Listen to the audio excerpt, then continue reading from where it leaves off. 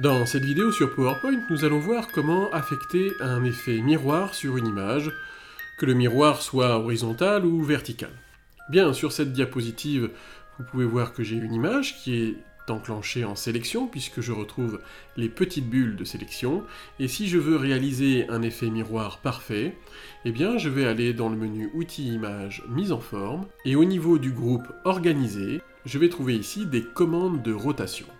Quand je clique sur ces commandes de rotation, je vais pouvoir bien sûr faire pivoter l'image à droite ou à gauche, mais je vais pouvoir demander aussi de retourner l'image verticalement, ce qui est mon effet miroir ici vertical, ou de retourner mon image horizontalement.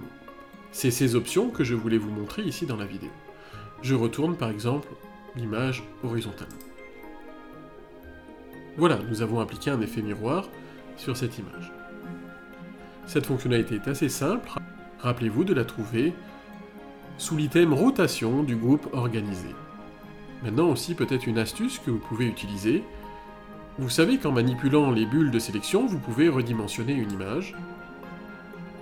Par exemple ici, en conservant les proportions, si maintenant j'utilise les bulles qui sont au milieu des segments, je vais déformer l'image et je n'ai plus la proportion de l'image. Eh bien, ce que vous pouvez noter, c'est que si vous travaillez avec les bulles qui sont au milieu des segments, vous pouvez retourner les images comme les pages d'un livre, et là vous allez pouvoir programmer un effet miroir aussi, plus manuel, et souvent cet effet miroir s'accompagnera aussi d'une déformation, puisqu'on ne maîtrise pas de manière certaine l'amplitude que l'on fait avec ces boutons à mi-segment. Mais vous voyez que ça marche sur les deux axes, de manière horizontale et aussi de manière verticale.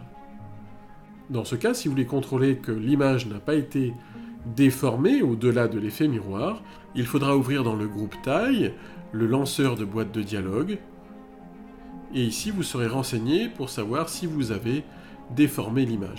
Ici par chance, je ne l'ai que très peu déformé, mais on voit que je n'ai pas des pourcentages homogènes. Il faudrait que je rajoute ici 66% pour avoir quelque chose de conforme à l'échelle en hauteur.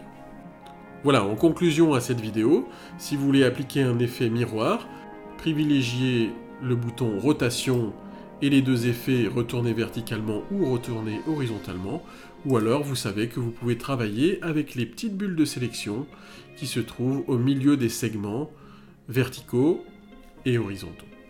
Merci d'avoir visionné cette vidéo.